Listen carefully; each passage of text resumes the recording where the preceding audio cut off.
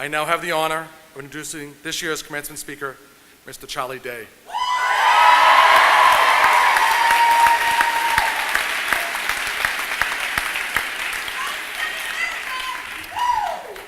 A few of you may have heard something about Mr. Day. He arrived on our campus from Rhode Island in the fall of 1994, intent on a college experience that included playing varsity baseball. He soon turned his time and talents to other pursuits. As a fine arts student, he was an active participant in the theater productions, and after his graduation in 1998, found himself auditioning for roles on a broader stage. His work in the theater soon brought him to television, and he helped develop and stars in the program It's Always Sunny in Philadelphia. And his work on the widescreen has included many well-regarded films. His role today is even more significant. It gives me great honor and pride to welcome to the podium a true son of Merrimack, the college's 64th commencement speaker, Mr. Charlie Day.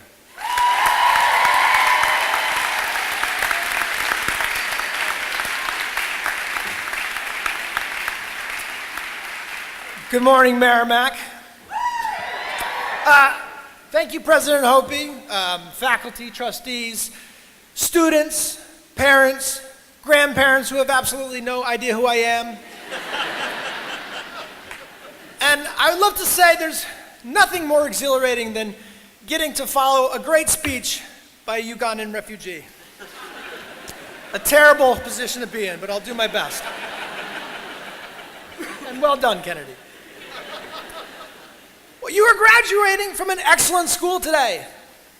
Alumni have gone on to be CEOs, politicians, professional athletes.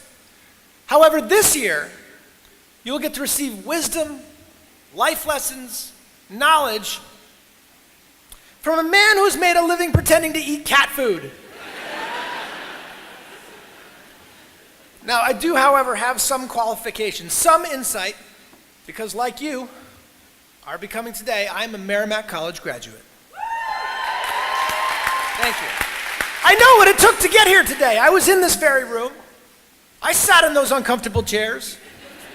I dressed like some sort of medieval pastry chef. And I too desperately hoped that my hangover would wear off.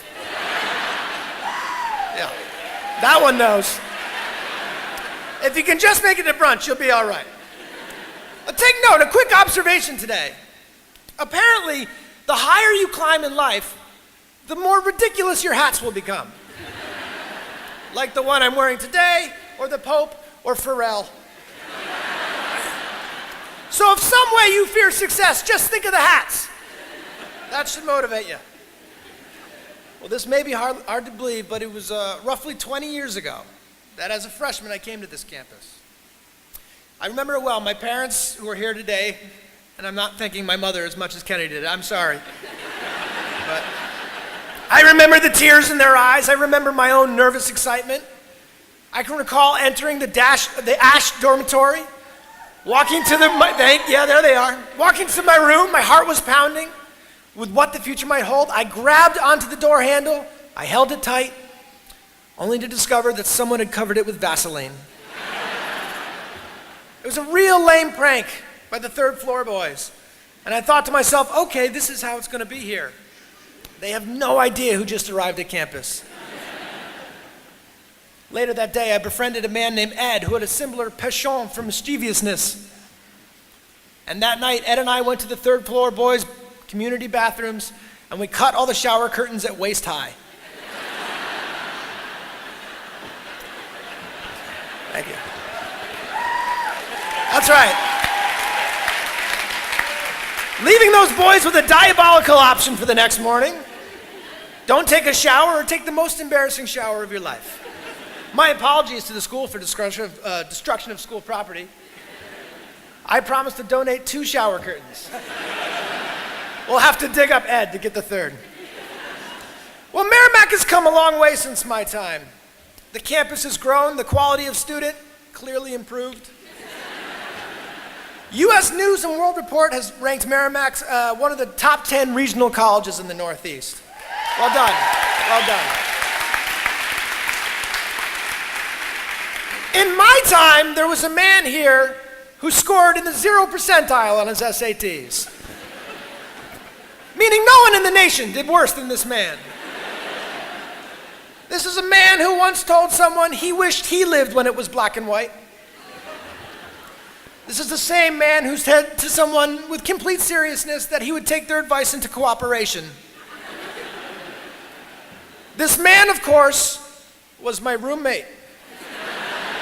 Did you think it was me? No, you're confusing me with my television character. No, I'm much smarter. In fact, I'm a doctor now. I have a PhD. And I would like to thank the school for bestowing me with this prestigious honor. And although I realize today I am joining the ranks of my fellow honorary doctors like Mike Tyson and Kermit the Frog, and although I acknowledge that Dr. Charlie Day sounds like some sort of club DJ, I assure you I intend to go by this title from now on. And I plan to begin writing my own prescriptions immediately. All right, now, I know that having an honorary doctorate degree will do nothing for me.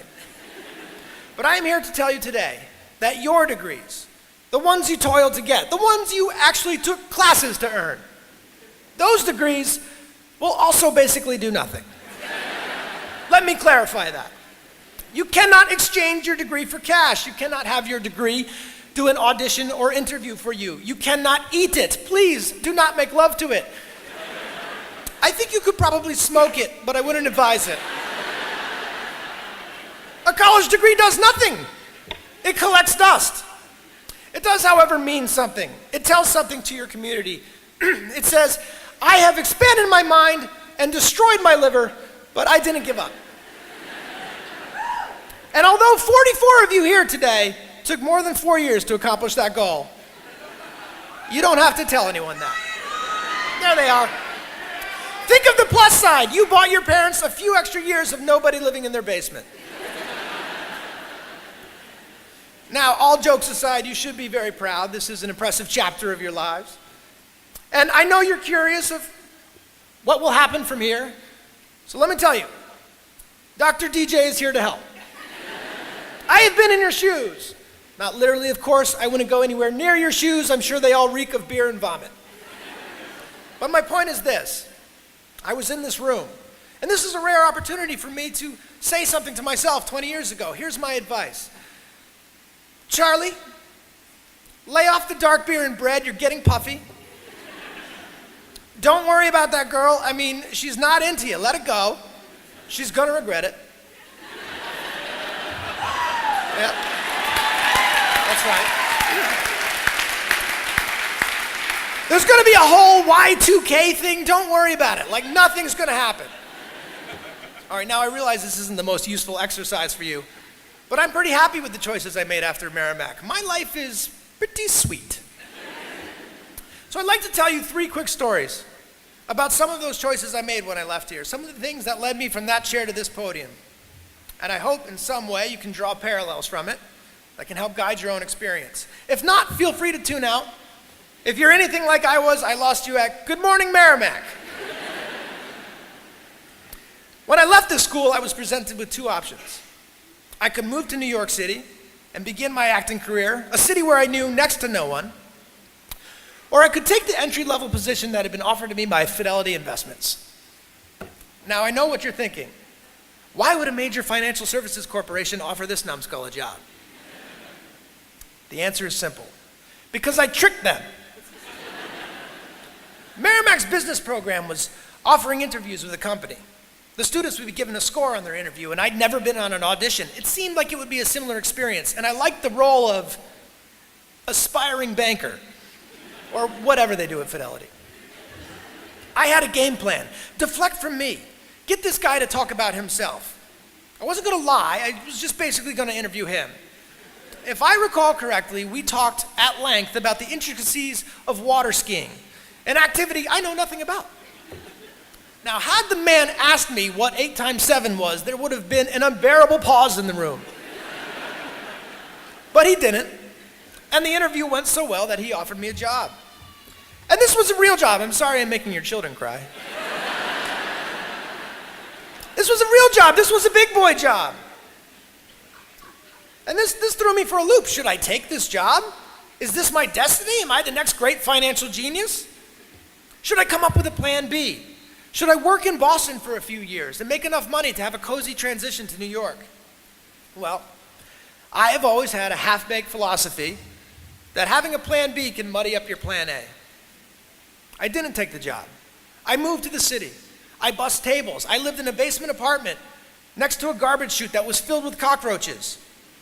And I could not have made a better decision. Well, maybe not the apartment thing. I think I could have looked a little longer. You'll find better apartments. Stay away from the trash area. Now, there's an obvious lesson here about believing in yourself or the plan A, plan B stuff. Excuse me while I navigate this thing. But I think the lesson is this. Had I worked at Fidelity, I am sure they would have fired me eventually. I can barely do long division. But I didn't want to fail at Fidelity, and I did not want to fail in Boston. If I was going to run the risk of failure, I wanted it to be in the place where I would be proud to fail, doing what I wanted to do. And let me tell you something, I did fail over and over again. I was too short for this or too weird for that. I had one casting agent say, "This man will never work in comedy." But I was in the fight. I was taking my punches, but I was in the fight. That is a metaphor, of course. I don't think I have any actual ability to take a punch. Now, my second story is about creating your own opportunities instead of waiting for them to be handed to you. After a few years in New York, my foot was in the door. I was doing pretty prestigious parts like Mailroom Kid 1 and Junkie 2. But after many failed attempts at getting cast in a television show, something popped up. It looked as though I was going to be offered a job on a big network television program called Life on a Stick. Now, around the same time, because I was tired of waiting for my break to just happen, I, along with my friend Rob McElhenney and Glenn Howerton, started filming my own television show in my apartment. I had a sense that maybe I could create an opportunity that was better than the ones that were being given to me. So I borrowed cameras, I had friends hold microphones, and we shot a show in our apartments that we were going to call It's Always Sunny in Philadelphia. Thank you. Now suddenly there was another decision to be made, another crossroad. Do I do Life on a Stick? Do I take this big network television opportunity? Or do I make another bet on myself, and this time on my friends as well? Do I make no money? Do I try to sell a home movie as the next great television series? I mean, I was trying to tell people I was a writer and I didn't even own a personal computer. Now, this was a risky bet, a real long shot. But I said no to a Life on a Stick, and I went with Sunny. Life on a Stick went one season and 13 episodes. We are currently filming our 10th season of Sunny. We've written and produced 114 episodes. We're signed on for another 2 years, making It's Always Sunny in Philadelphia one of the longest running comedies of all time. Thank you. Thank you. Again, a bet on myself, and this time on my friend. No, you don't want this. This will be better. I've earned it. This time, a bet on myself, that's not better. And a bet on my friends as well paid off. It paid off in spades. There was power in numbers. And Sunny changed my life. Not only did I have a career as an actor and a writer now, I had complete control over everything I wanted to do. If I wanted to dress in a full-body green spandex suit, it went in the show. If I wanted to drink Coke, a wine out of a Coke can, as perhaps some of you are doing right now, it went in the show. And if I had a weird idea about putting mittens on kittens, it went in the show. This was the riskier road, but I could not have made a better decision. Sunny changed my life, and it led to everything. Horrible Bosses, Pacific Rim, Saturday Night Live. Thank you. Creating the job as opposed to waiting for it to be offered to me was the way to go. Now, I think there's an obvious lesson here. Don't wait for your break. Make your break. Go make it happen for yourself. All right, one last story, and then I'm out of here. The last story of what led me from there to here is the literal act of agreeing to be here today. When President Hopi came to sit down with me in Los Angeles, my first thought was, here it comes. They're gonna ask me for money.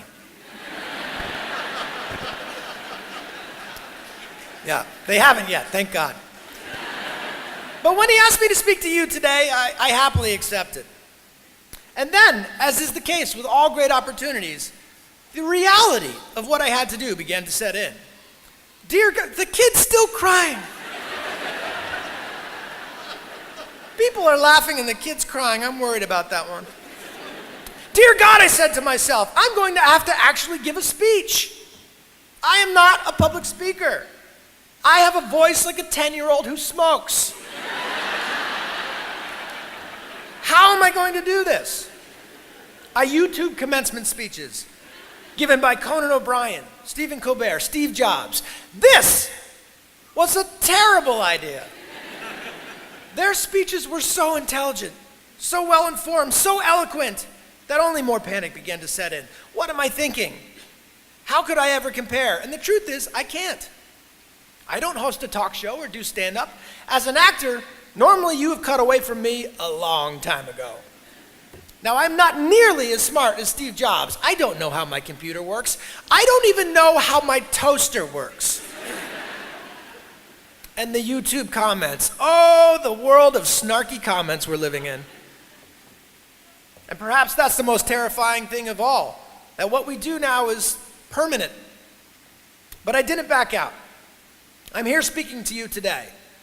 And I know I will be judged by all those who care to watch on YouTube and compared, but my lesson is this. I don't give a shit. Okay? I'm sorry.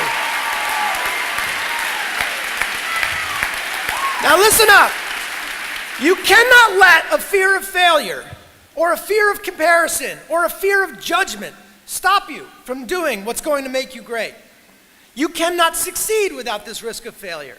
You cannot have a voice without the risk of criticism. And you cannot love without the risk of loss. You must go out and you must take these risks. Everything I'm truly proud of in this life has been a terrifying prospect to me. From my first play, to hosting Saturday Night Live, to getting married, to being a father, to speaking to you today. None of it comes easy. And people will tell you to do what makes you happy, but a lot of this has been hard work. And I'm not always happy. And I don't think you should do just what makes you happy. I think you should do what makes you great. Do what's uncomfortable and scary and hard, but pays off in the long run. Be willing to fail. Let yourself fail. Fail in the way, in the place where you would want to fail. Fail, pick yourself up, and fail again. Because without this struggle, what is your success anyway? Look, as best we know it, we have one life. In it, you have to trust your own voice, your own ideas, your honesty, your vulnerability, and through this you will find your way. You do not have to be fearless. Just don't let fear stop you. Live like this as best you can, and I guarantee you will look back on a life well lived. You are capable of greatness in your profession, and more importantly, in your quality of self.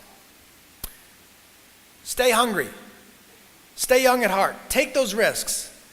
You are going to change the world around you in big ways and in small. And I greatly look forward to being a part of the future that you will shape. Congratulations, graduates, and good luck.